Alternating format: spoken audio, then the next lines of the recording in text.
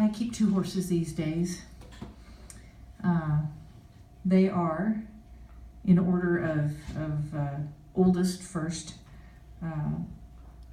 a mare whose nickname is Silk. Her other nickname is the Fabulous Silk.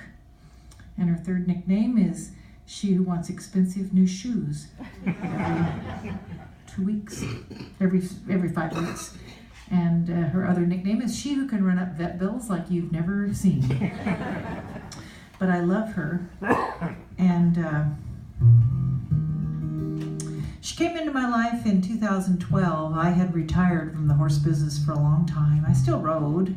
I still had a horse at home in Tennessee. But I was out of it. And some girlfriends from my old days, back when I used to show cow horses, said, "You have to come back." And I said, "Oh no, I don't. I'm busy. I'm too busy to ride. I'm on the road. I gotta drive around and sing.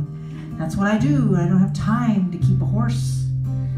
Don't have time." And they go, "Well, we gotta get you back showing." I go, "Oh no, there's no time for that."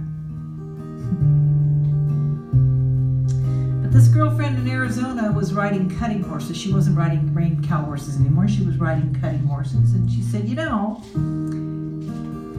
should come by and ride with us sometime." And I said, I worked in the cutting horse industry back in the 80s and I got pretty burned out on it. And I don't think I want to. And she said, "No, you'd like the way cutting horses are these days." I went and rode her good one, and I agreed. She said, "We need to find you a horse to show." And I said, "No, we don't." A month later, she called me and she said, "I had this mare that got dropped off to breed to my stallion, and the owner surrendered her, signed her over to me." And I said, "That's nice." She said, "I need to find her a home." I said, "Good luck." She called me a week later. She said, "I got the papers. This mare is pretty well bred." And I said, "Oh, that's nice." She said, "And I looked up her winnings, and she's got about $15,000 in winnings. You should consider taking her. She's 14 years old. She's made cutter. You could maybe get a couple more years out of showing her." And I said, "No, absolutely not." She called me another month later. She said, "Well, this mare really isn't sound." I said, "Yeah, I figured." She said, "But we pulled the shoes off her the other day and she walked off okay. And we reshot her a different way and she's sound. And we've been loping her, and her trainer had started working cattle on her." And she said, "This is a made cutter. You should consider taking her." And I said, "No, absolutely not. Stop calling me." A couple months went by and she called and she said, "When are you coming through?" And I said, "I'm coming through there next week." And she said, "Come and ride." And I said, "All right."